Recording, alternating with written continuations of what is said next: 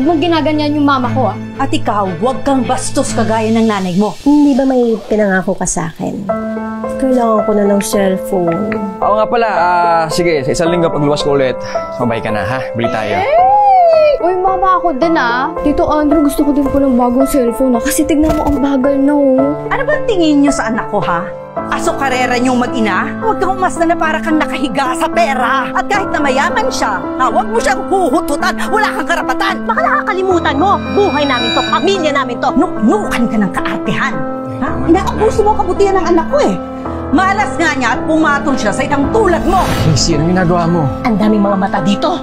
Lahat sa akin na lang nakatingin. Tracy, please! Ano pa ba kailangan mo sa akin? Pakasal tayo, kahit sa West lang. Tracy, pagkasal na tayo, wala na magagawa si nanay. Chumitsyempo lang ako dahil mahal na mahal kita. Babe! Ang ganda nito! Anong gagawin natin, Myla? Iba ang kutob ko sa babaeng yon at iba ang kutob ng isang ina. Pakiramdam ko, ipapahamak niya ang kuya mo.